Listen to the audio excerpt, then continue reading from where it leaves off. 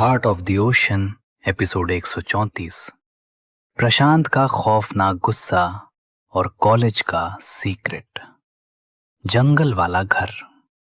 प्रशांत का खौफनाक रूप और आरुषि का दर्द।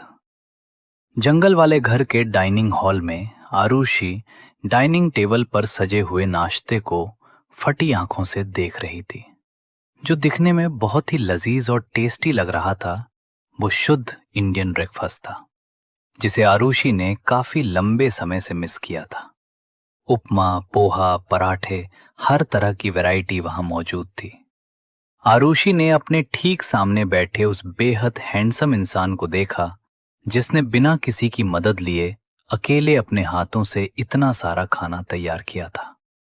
प्रशांत, जो अपना सिर झुकाकर खामोशी से नाश्ता कर रहा था, उसने बिना सिर उठाए ही अपनी भारी आवाज में कहा, चुपचाप अपना नाश्ता करो, मुझे इस तरह घूरने की जरूरत नहीं है। आरुषि उसकी ये बात सुनकर बुरी तरह सकपका गई। उसने मन ही मन खुद से कहा, बाप रे, इनका दिमाग है या कोई रडार? सिर झुकाए होने के बाद भी इन्हें कैसे पता चल गया कि मैं इन्हें देख रही हूं?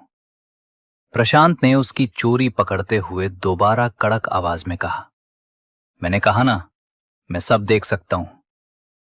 आरुषि ने झेपते हुए तुरंत अपनी प्लेट में उपमा लिया और उसका पहला निवाला अपने मुंह में डाला। उपमा का स्वाद इतना लाजवाब था कि उसके मुंह से अचानक ही निकल गया। वाह! उसकी वो मीठी और संतुष्ट आवाज सुनकर प्रशांत का सिर ना चाहते हुए भी ऊपर उठ गया। वो सीधे आरुषि की उन मासूम और बड़ी बड़ी आंखों में देखने लगा जो इस समय खाने के बेहतरीन टेस्ट को महसूस करके खुशी से चमक रही थीं।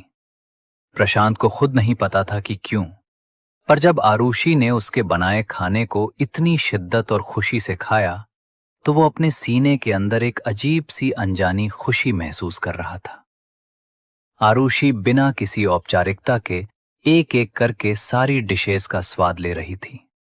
प्रशांत ने कभी सपने में भी नहीं सोचा था कि ये दुबली पतली नाजुक सी लड़की एक बार में इतना सारा नाश्ता साफ कर सकती है। ब्रेकफास्ट खत्म करने के बाद आरुषि ने बड़े ही सुकून से अपने पेट पर हाथ फेरा और चेयर के पीछे झुकते हुए गहरी सांस लेकर बोली, आह, मजा आ गया। उसे इस तरह बेफिक्र देखकर साफ लग रहा था कि वो पल भर के लिए भूल चुकी है कि उसके ठीक सामने कौन बैठा है और वो इस समय कहाँ है। प्रशांत आरुषि के इस बदले हुए बिहेवियर को देखकर अंदर ही अंदर हैरान और परेशान हो गया था। जो लड़की कल तक यहाँ डरी सहमी रोती और परेशान दिखती थी, वो इस समय कुछ ज्यादा ही अच्छे और खुशनुमा मूड में नजर आ रही थी। तभी ना चाहते हुए भी प्रशांत के शातिर दिमाग में एक बेहद कड़वा ख्याल आया। चूंकि मैंने इसे आज सुबह यहाँ से आजाद करने और वापस भेजने के लिए कह दिया है, इसीलिए ये इतनी ज्यादा खुश है। ये मुझसे दूर जाने की खुशी मना रही है।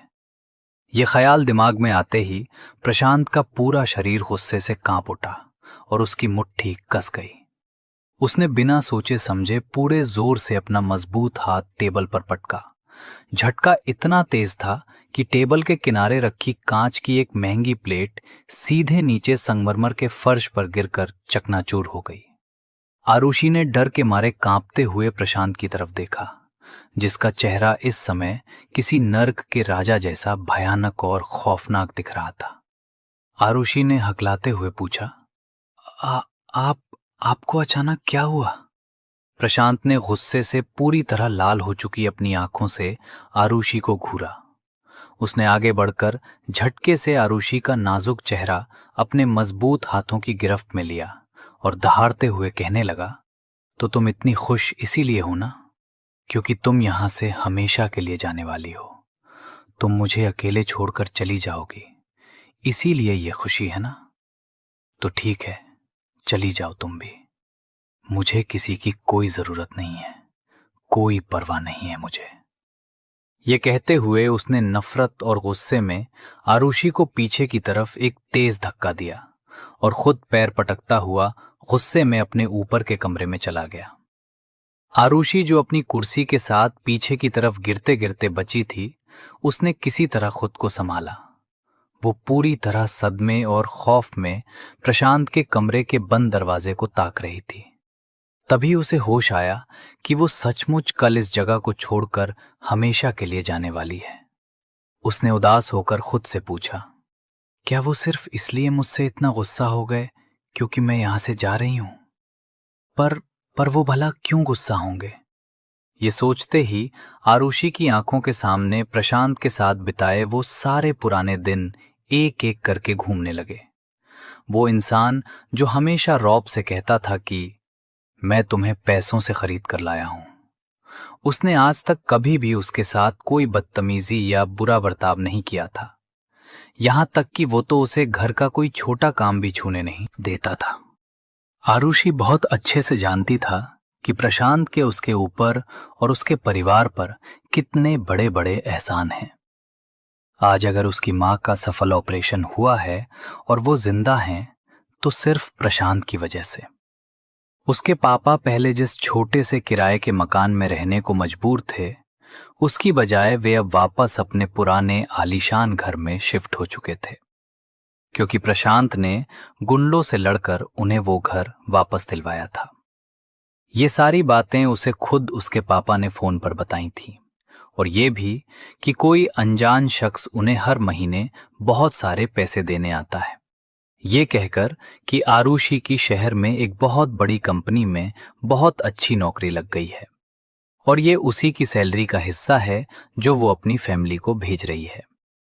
आरुषि समझ नहीं पा रही थी कि वो आखिर क्या करे। उसे अपनी इस उलझन का जवाब नहीं मिल रहा था कि वो आखिर प्रशांत के लिए यहाँ रुकना चाहती है या सिर्फ उसके इन अंतहीन एहसानों का बदला चुकाने के लिए। इन्हीं गहरे ख्यालों में खोई हुई वो बेसुध होकर आगे चलने लगी। अपनी उलझन में उसे अंदाजा ही नहीं हुआ कि फर्श पर जहां कांच के नुकीले टुकड़े बिखरे पड़े थे, उसका नंगा पैर सीधे एक बड़े कांच के टुकड़े पर पड़ गया। कांच आरुषि के पैर के तलवे में गहराई तक धंस गया, जिससे तेजी से खून बहने लगा, और वो बहता हुआ खून उस आलीशान बिला के सफेद फर्श को जगह जगह से गहरा लाल करता जा रहा था। पर आरुषि को इस समय उस शारीरिक दर्द का कोई एहसास ही नहीं था। दिल्ली यूनिवर्सिटी कैंपस का हंगामा और भाभी का टैग। उधर दिल्ली यूनिवर्सिटी के खूबसूरत कैंपस में विक्की और आकांक्षा एक साथ बातें करते हुए जा रहे थे। तभी उन दोनों को पीछे से किसी जानी पहचानी लड़की की तेज आवाज सुनाई दी। दोनों ने चौंक कर पीछे मुड़कर देखा तो प्रिया उन्हीं की तरफ तेज दौड़ती हुई आ रही थी। आकांक्षा ने जैसे ही प्रिया को देखा, उसने उत्साह में आव देखा न ताओ। तुरंत अपना हाथ हवा में हिलाया और पूरे कैंपस में जोर से चिल्लाई, भाभी, ओ भाभी।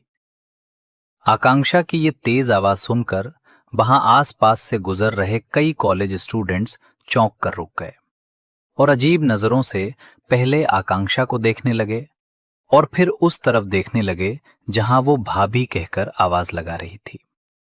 विक्की ने जैसे ही ये नजारा देखा, उसने तुरंत झटके से अपना हाथ आकांक्षा के मुंह पर रख दिया और उसे डांटते हुए धीरे से कहा, तुम पागल हो गई हो क्या आकांक्षा? तुम क्या चाहती हो कि पूरे कॉलेज को आज ही पता चल जाए कि प्रिया मैरिड है? आकांक्षा ने अपनी बड़ी बड़ी आंखें हिलाकर विक्की की तरफ देखा और फिर अपने मुंह पर रखे उसके हाथ की तरफ इशारा किया। विक्की ने बड़बड़ाते हुए जल्दी से अपना हाथ उसके मुंह से हटाया। तब तक हाँफती हुई प्रिया भी उन दोनों के पास पहुंच चुकी थी। प्रिया ने आते ही आकांक्षा को गुस्से से घूरा और कहा, आकांक्षा, तुम्हारा दिमाग ठिकाने पर है क्या? तुम अब इस पूरे कॉलेज के सामने मुझे भाभी कहकर पुकारोगी? आकांक्षा ने अपने सारे दांत दिखाते हुए एक बेहद क्यूट सी स्माइल दी और हंसते हुए अपनी कान पकड़कर बोली, अरे अच्छा बाबा, सॉरी, मैं सच में भूल गई थी कि हम कॉलेज में हैं। ये कहते हुए उसने प्यार से प्रिया का हाथ थामा और उसे लेकर आगे बढ़ने लगी, जबकि पीछे खड़े विक्की ने अपनी बेबसी पर बस अपना सिर पीट लिया। चलते चलते आकांक्षा ने प्रिया के और करीब आकर बहुत ही दबी और शरारती आवाज में पूछा, तो वैसे भाभी, आपकी वो फर्स्ट नाइट कैसी रही? कुछ तो बताइए। यह सीधा और बोल्ड सवाल सुनते ही प्रिया का पूरा चेहरा शर्म के मारे एकदम लाल बबूता हो गया। उसने झेंपते हुए आकांक्षा के सिर पर हल्के से मारा और कहा, शर्म नहीं आती तुम्हें? वैसे मैंने तुमसे बहुत पहले पूछा था कि तुम्हारी और श्लोक सर की फर्स्ट नाइट कैसी रही थी। तुमने तब मुझे कोई जवाब क्यों नहीं दिया था? आकांक्षा ने अपने सिर को सहलाते हुए एक गहरी और उदास सांस ली और बड़बड़ाई, उफ, लाइफ में कभी फर्स्ट नाइट होती तो मैं आपको बताती ना भाभी। प्रिया ने जैसे ही ये बात सुनी, वो पूरी तरह हैरान होकर अपना मुंह खोले बस आकांक्षा की शक्ल देखती रह गई।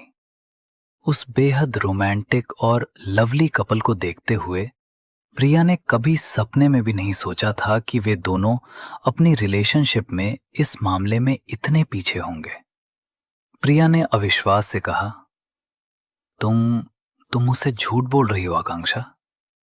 तुम्हारा पति श्लोक, जो हमेशा परछाई की तरह तुम्हारे आगे पीछे घूमता रहता है और जिसकी आंखों में साफ दिखता है कि वो तुम्हें अपनी जान से भी ज्यादा चाहता है, फिर भी तुम दोनों ने अभी तक अपनी शादी को पूरी तरह मुकम्मल नहीं किया।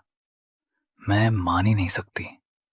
तभी प्रिया को अचानक कुछ पुरानी बातें याद आईं और वो आकांक्षा को कड़क नजरों से घूरते हुए बोली, और हां, तुम्हारी श्लोक सर से शादी हो गई थी और तुमने मुझसे ये बात, इतनी बड़ी बात छुपा कर रखी। यहां तक कि जब उस दिन होटल में तुम्हारे पति तुम्हें लेने आए थे और उसके बाद जब हम कॉलेज में दोबारा मिले, तब भी तुम मुझसे झूठ बोलती रहीं। दरअसल प्रिया को आज सुबह ही लक्ष्य के जरिए ये सच पता चला था कि आकांक्षा के साथ होटल में जो रॉक स्टार जैसा इंसान था, वो कोई और नहीं बल्कि खुद आकांक्षा का सगा पति श्लोक है। वरना वो तो अब तक श्लोक को आकांक्षा का बॉयफ्रेंड ही समझ रही थी। आकांक्षा को इस समय कुछ समझ नहीं आ रहा था कि वो प्रिया के इन दागे जा रहे तीखे सवालों का आखिर क्या जवाब दे। अब वो प्रिया को साफ साफ ये तो नहीं बता सकती थी कि उनकी शादी एक अनचाहे वन नाइट स्टैंड के कारण जल्दबाजी में हुई थी और उसके बाद आए दिन इतनी सारी प्रॉब्लम्स और अजीब हालातों ने उन्हें घेर लिया कि चाहकर भी वे दोनों एक दूसरे के मुकम्मल करीब नहीं आ पाए। और अब जब वे लाइफ में आगे बढ़ना चाहते थे तो कोई ना कोई नई मुसीबत उनके सामने आकर खड़ी हो जाती थी। तभी अचानक आकांक्षा की नजर सामने अपनी क्लास के दरवाजे पर पड़ी। उसने राहत की सांस ली और अपनी क्लास को देखते ही बिना प्रिया को कोई जवाब दिए और बिना पीछे मुड़े वो तेजी से वहां से भाग खड़ी हुई। प्रिया ने गुस्से में अपने दोनों हाथ अपनी कमर पर रखे और भागती हुई आकांक्षा के पीछे से चिल्लाकर कहा, हाँ हाँ, भाग जाओ आकांक्षा। मैं भी देखती हूं कि तुम अपनी इस सहेली से आखिर कब तक भागती रहोगी। आगे की कहानी जानने के लिए सुनते रहिए हार्ट ऑफ द ओशन, सिर्फ और सिर्फ हमारे YouTube चैनल ऑडियो ड्रामा पर।